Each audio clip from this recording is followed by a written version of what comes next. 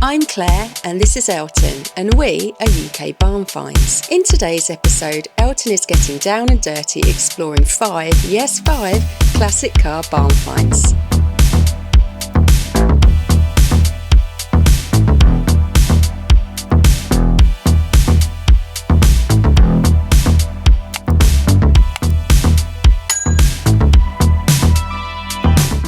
Barn finds.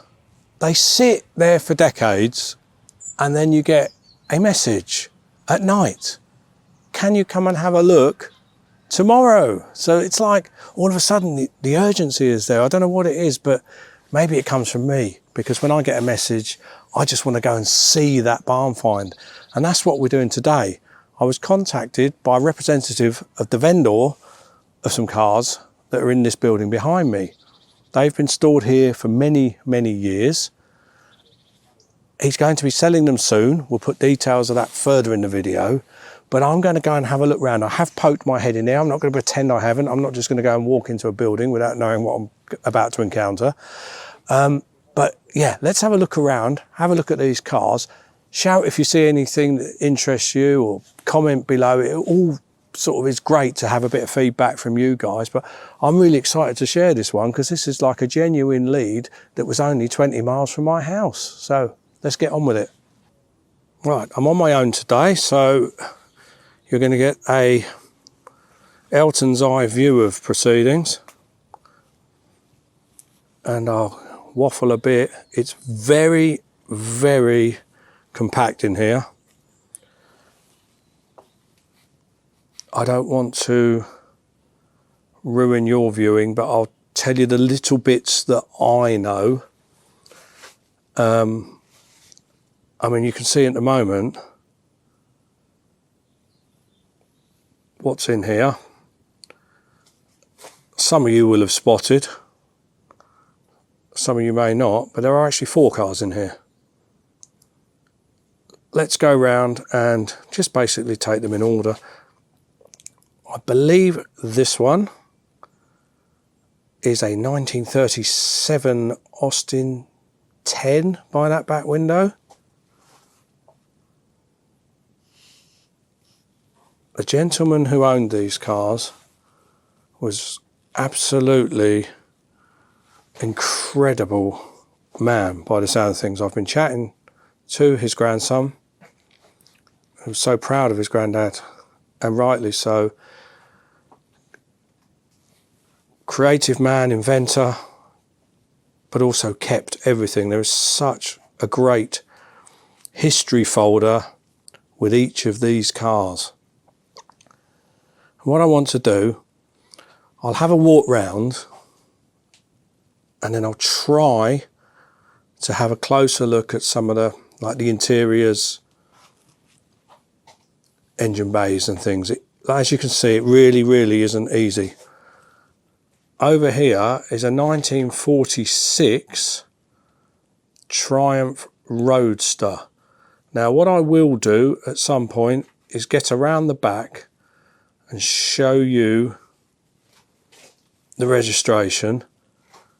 I'm just going to see, I'm just making sure I can get through here without tripping over. I want to show you underneath here. Now apparently this did drive in here many years ago.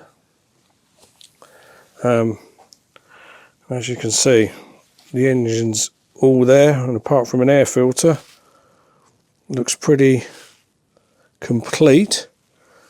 Some bits and pieces down here.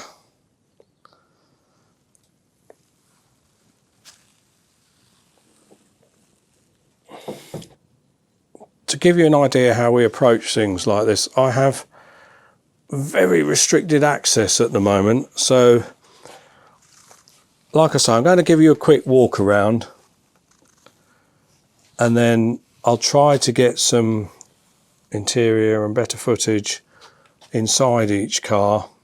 But that, from what I can understand, is a very early 1946 Triumph Roadster. When I can get round the back and have a look at the number plate, you'll be able to see. It may have to be a bit later on. The registration, which I think is cool in itself. Let me just try and get through here. You are going to have to cut me so much slack with regards to filming, because I'm dangling over a load of stuff at the moment, trying to see if I can show you the number plate. Can you see that? I'll find out when I look, because you're at arm's length. I can't even see my screen. But the registration is GEL, G-E-L 200, which I think is just cool in itself, really. So here, I haven't checked all the details on this one.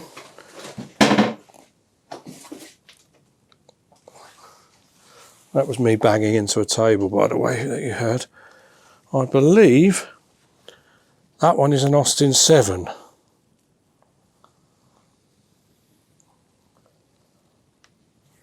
Such cool looking cars.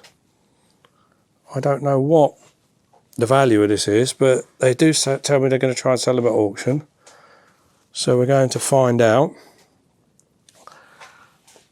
It's completely blocked in at the moment.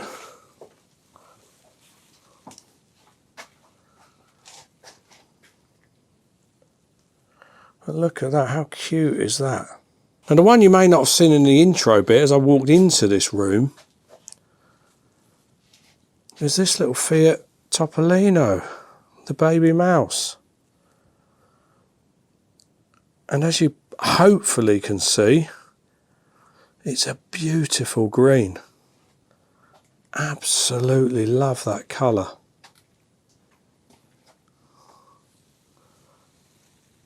Look at that. Amazing. I'll see if I can get through. Soft top there, look. Just see if we can get in there. Wowza. You want UK barn finds? You got it. Now, as you can see, this one, the bonnet is completely covered at the moment. I will have a chat. I'm here to try and make this as interesting as I can for you guys. It's going to mean that I'm going to have to take one for the team possibly and ask if I can move all that stuff. No promises. I'm here by invite. But this isn't the end of it, because I do know in another building, which we're now going to walk over to, there is one more car. So let's go and have a wander over there. Okay, I'm trying to find my way around. I have had a quick, oh look, this is what we've got tour when I got here. But obviously, I'm not familiar with the place, but the path's been cut through to this one. And there is, like I say, there's one more car and another quite interesting vehicle in front of me, this pickup thing. Somebody here will be able to tell me exactly what this is.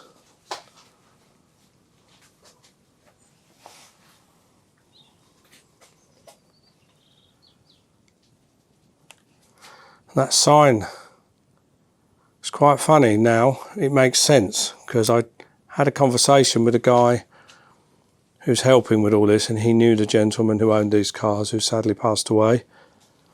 And he actually did use dynamite at this very place to clear the tree stumps when he was here, when he first moved in, so I don't know how many years ago, probably the best part of 60, 70 years ago. But under there is a little, I think, Austin A35. Both of these garages are properly dry. So as long as they roll, they should all be viable restoration projects.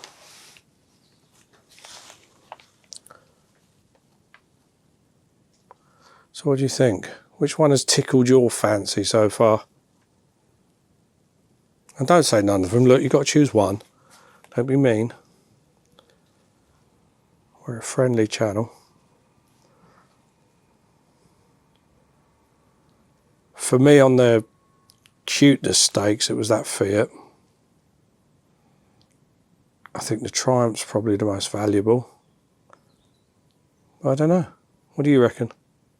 So you've had a look around, basically as I've encountered it. As you can see, there is a lot of clutter. You want to see the cars, I want to see the cars. I've had a chat with the guy here, who's a lovely chap. He said I'm okay to move anything I want, so I'm going to try and move as much of this as I can, and we'll try and get a better look at the cars themselves. But please bear with me, there's a lot to move. I'm going to be hot and sweaty, and you know, give me a thanks, give me a thumbs up, a like, a subscribe, because I'm going the extra mile for you guys today.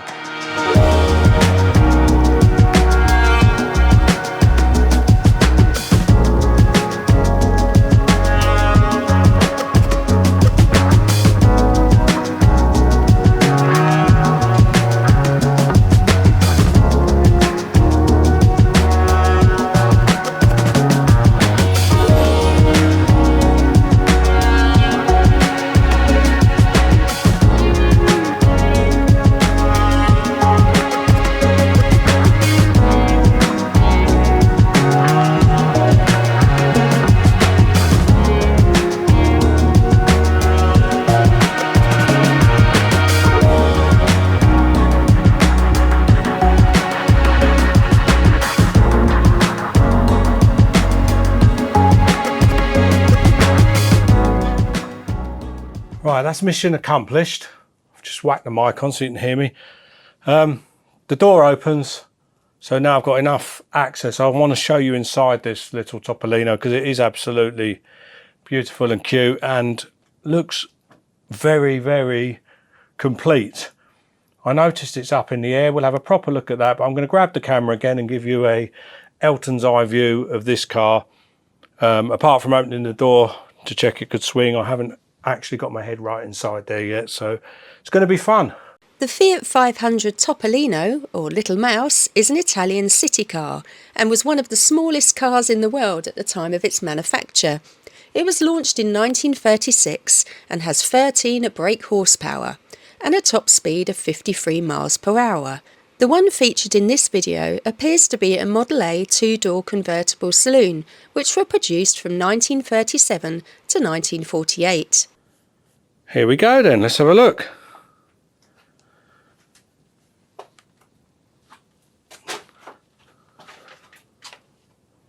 Oh, we did have a peek in through the back before, but let's just quickly do that again. Interesting little cars.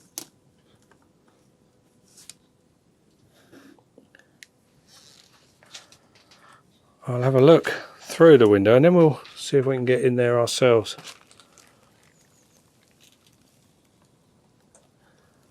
I'm glad, in a way,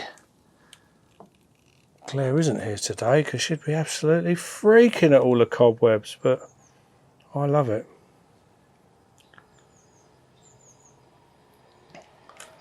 Let's have a look. You're going to get some proper wonky camera shots here because this is me stood on a load of tarpaulins. There we are. They're quite a sparse car. They're obviously made to be an affordable little runaround at the time, as far as affordable could be back in 1938 for a car. Let's have a look.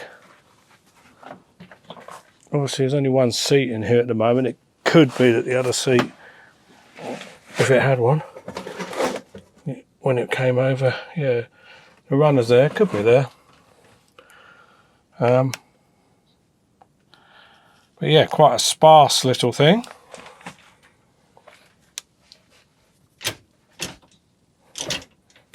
Feels like it's quite sloppy gear stick there, but it does seem to be selecting gears. Never driven one, so I can't tell you what they should feel like, but it's all loose. There isn't a great deal to show you in here. Sun visor, obviously. No such luxury for the passenger look, although it did have, because there are some holes up there somewhere that you probably can't see. The sunroof, the convertible roof, as I'm panning backwards over my head, does look to be complete. Sagging here because there's still stuff on top of it. I'm not moving all those fluorescent tubes. See if I can get my other leg in. Hang on. Too old for this. Come on. Come on, Ellen. And let's feel what the pedals feel like. Can't even see them. Yeah. Clutch there. Accelerator. Oh, even the brake moved.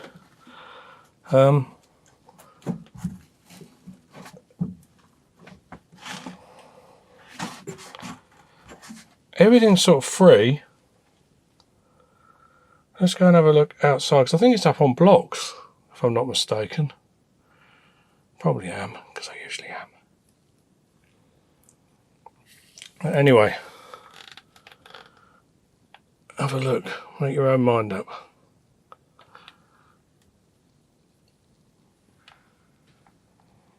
Be a cool car when it's running. Okay, I'm up on my trusty pile of tarpaulins. Interesting to have a look around the inside. So there's little bits missing, like the wipers. The bonnet, I'm assuming, is here. And there we have an engine.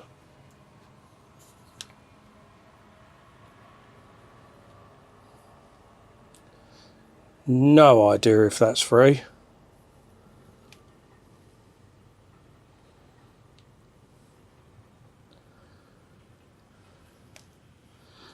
Try it. Let's have a look. I mentioned earlier it might be up on blocks, and just looking there was some clearance, so see if I can find this is all I can see of the front wheels. Let's have a look. Yeah, that turns. It's rubbing up against all this stuff here, but they're free. Well, that one is anyway.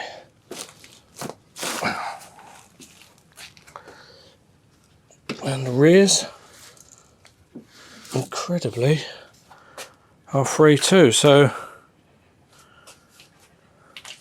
this car apparently is going to be taken out of here soon. That shouldn't be too bad.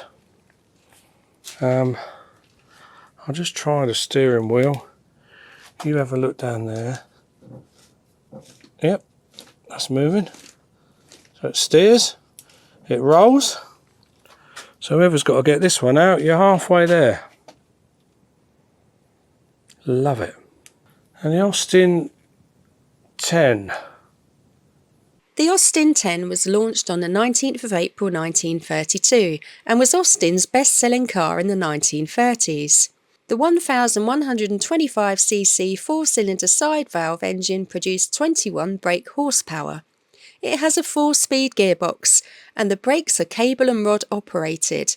The top speed for this car is around 55 miles per hour. I'm not going to clear everything away from this one. Reason being, I can pretty much get in there. We'll see how we do for light.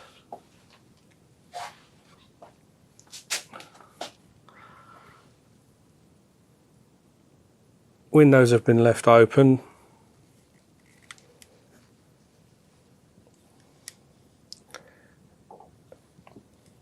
What I'll do in a minute, I'll see if I can find a torch somewhere, and I can feel that turning down the steering column with I think this one's on the ground though. Very hard to see down there.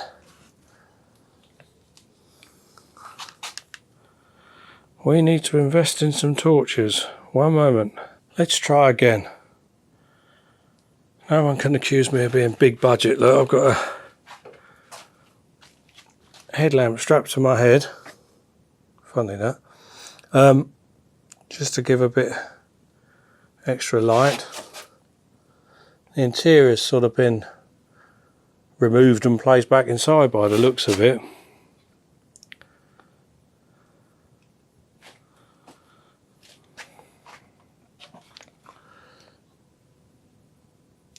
Engines there.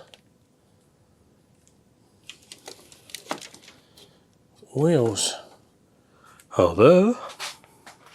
Again, look, are they on the ground? Yeah. Let's just see if it turns. I'm going to step back here just to show you first, because that looks like tyres that possibly for this one. Let's have a look. Yeah, you can see movement there. Quite an interesting setup. So hopefully that one will roll again. They've got a lot of work to do because apparently they're going to get all these out tomorrow. Just get all that stuff off. But yeah, that's an interesting car in itself.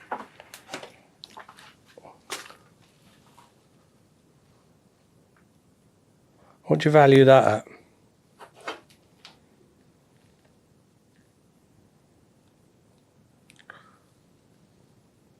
Right, I'm going to try and look at the Triumph Roadster next, which is behind me now. I'll try and pan around with you. I know I keep apologising, but this is what they call citizen journalism. I'm here with an iPhone doing it. Not an expert. Doing my best, and it's really, really tight in here. The Triumph Roadster was produced from 1946 until 1949. The car featured in the video is an 1800 Roadster.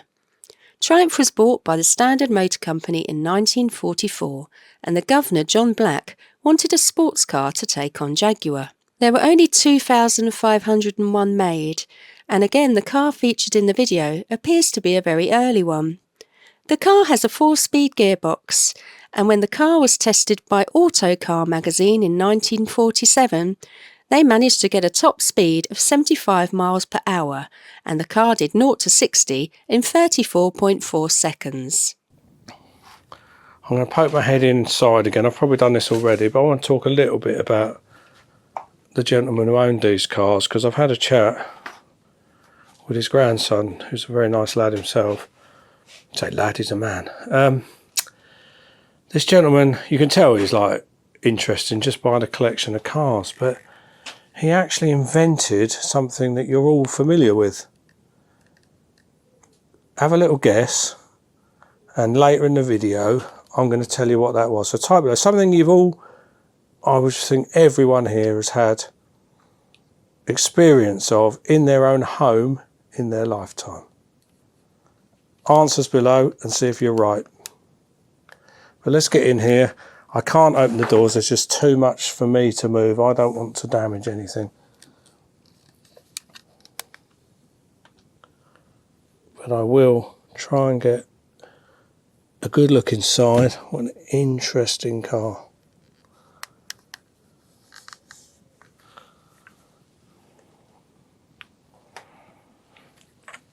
Let's pop the camera over the back there.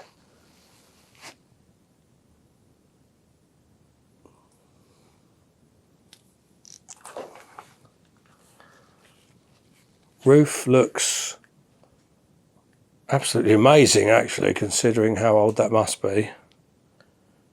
I mean, I think some of these cars have been in here for decades, but that, under all that dust, looks amazing. Once it's out of here and photographed and up for sale, you'll be able to check. We will put links in the description as soon as we know they're available. Let's have a look at the engine. We have done this before, but I thought it doesn't harm just to look again.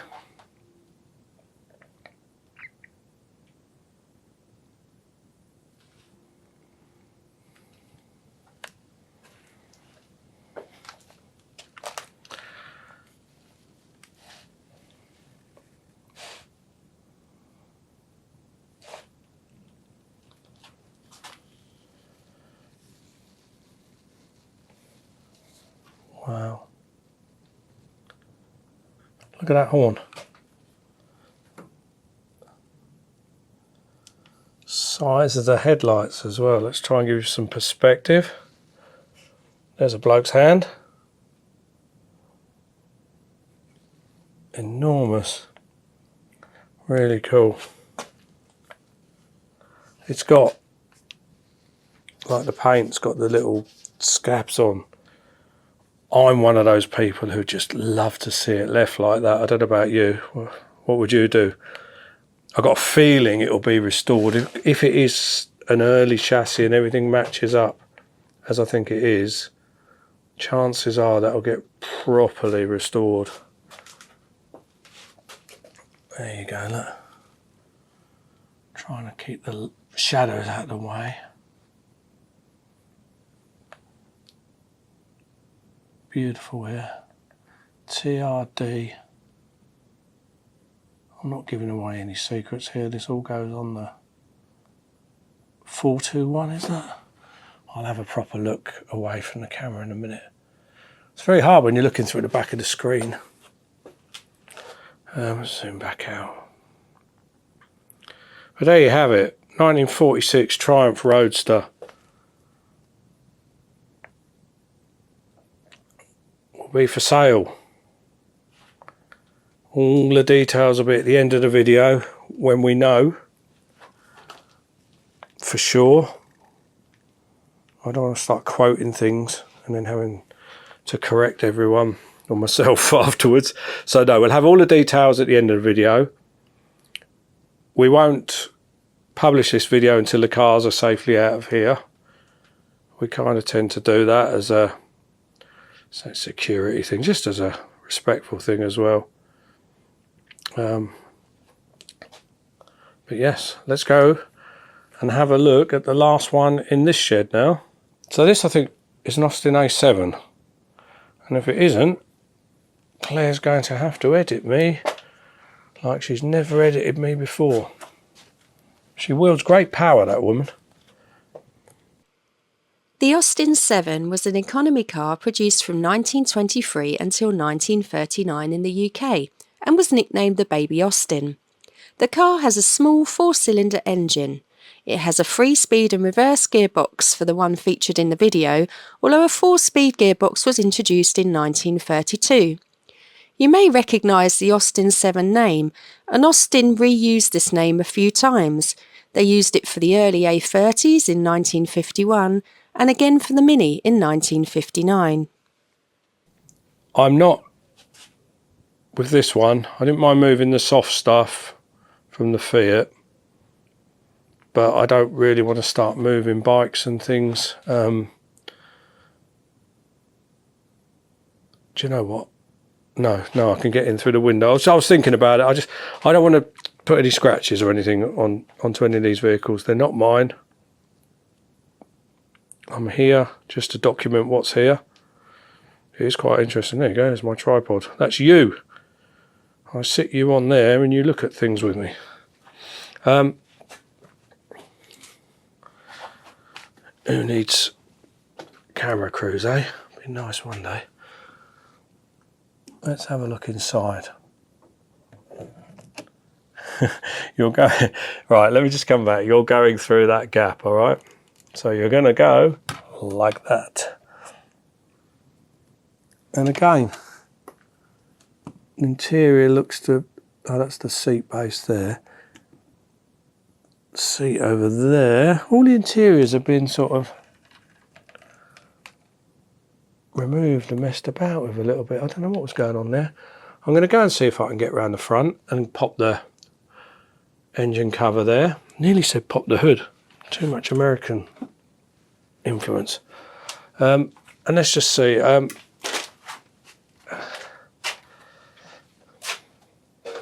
may have to pop you down.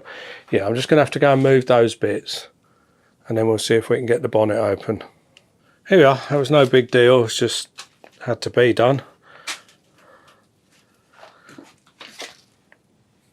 So everything that I've seen so far, excuse the light there, seems to be complete. That's a proper old spider webbed up engine in there, but again, if I can just show you down here, this car has been chocked up. Let's have a look with the wheels. And I genuinely haven't tested these now, so there you go, that one's really free. See if I can get to the back one.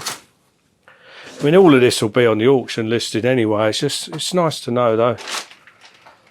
I just think that this guy, as so often happens when I see barn finds like this, you kind of feel that you know the guy and you like the guy who did this. This guy was brilliant. I mean, everything about what he's done, the way he stored these cars, is great. Look, he's made it so much easier to give these cars a chance by chocking that up. Things are free, suspension's not all compressed and horrible, and tyres are still not perished in one piece. It just I wouldn't have the foresight to do that, even after seeing so many people who have. It's another one of those jobs you just one day. But anyway, that's the 4 in here. We'll go and do the Austin over the other road. We'll try and have another look at that. Okay. And if you think I'm moving all this stuff, I'm afraid on this one you've got another thing coming, because I can get to the window. How do the bonnets go on these? Is there a cable? I'll tell you what, I'll clear the bonnet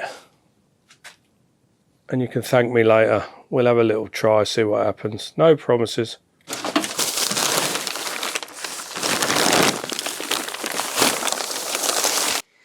The Austin A35 was a small family car sold from 1956 to 1968. The A35 replaced the highly successful Austin A30. The A35 had a larger and more powerful 34 brake horsepower A-series inline-4 engine. The car was tested by Motor Magazine in 1956, and in their road tests they got a top speed of 71.9 miles per hour. Have you seen those other videos where they go in and there's like a nice little bit of carpet or something lying on top? Some people question why I think they might not be quite as they seem. This is what it's really like. This is actually quite easy, this one. The ones you saw before were a little bit more of a challenge. Bumper there, look. We'll just pop that somewhere safe. Yeah, because once people start putting stuff on a car, they generally put more stuff on a car. It doesn't end with a little bit of carpet. But there you go, what do I know? I just do this all the time. I'll pop that there. Down there for now.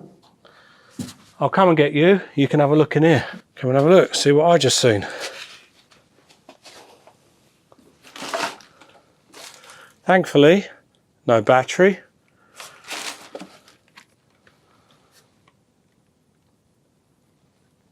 Again, from what I can see, it all looks complete.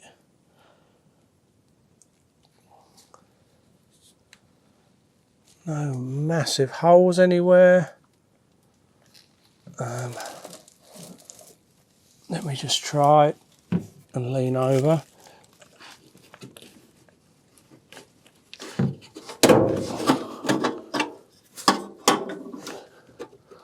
I can't feel any water. Do you want to have a look, see if there's any in there?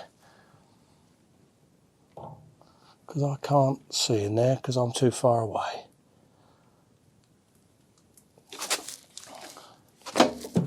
But yeah, put that back on.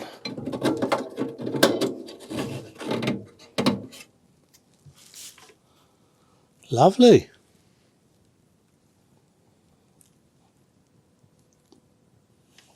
If that's not seized, that wouldn't take a lot to get that going. Have a quick look inside. May have done this earlier, apologies if I'm repeating myself, but I only get one chance to shoot this stuff, so I'd rather do it twice than not at all.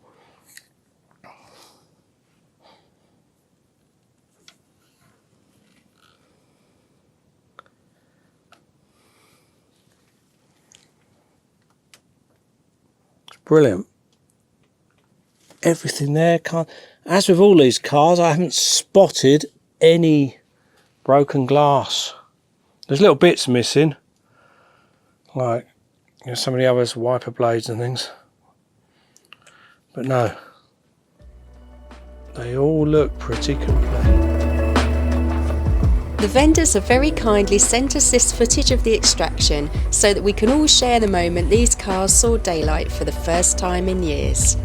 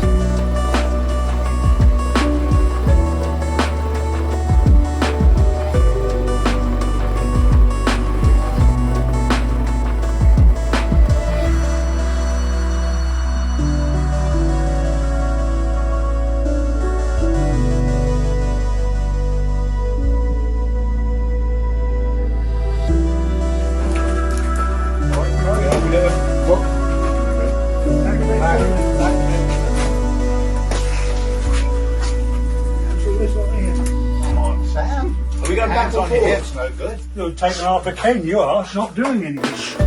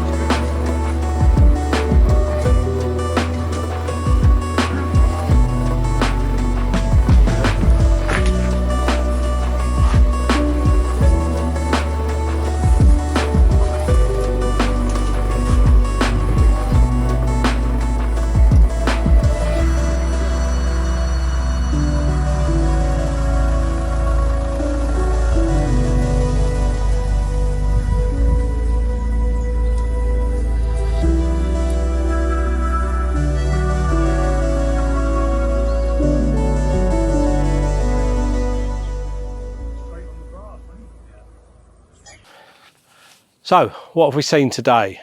We've seen an Austin A35, not sure of the year, I'll try to find out.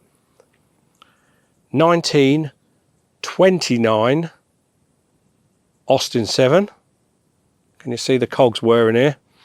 1937 Austin 10 with that really cool split rear screen. 1938 Fiat Topolino. I absolutely love the colour of that car, and that really cool 1946 Triumph Roadster.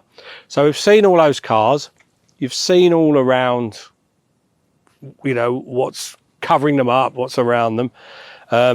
So that with that, you've seen a bit into the life of the gentleman who collected these cars.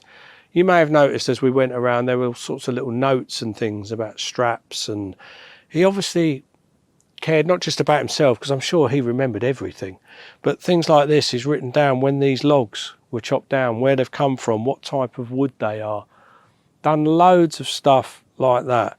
And I get the impression he was a nice, caring man, also had a lot going on, very intelligent. And the reason I know he was very intelligent is because I know that one of the things he invented that I asked you about earlier, and hopefully you've had a guess already, he invented the pop-up mechanism in a domestic toaster.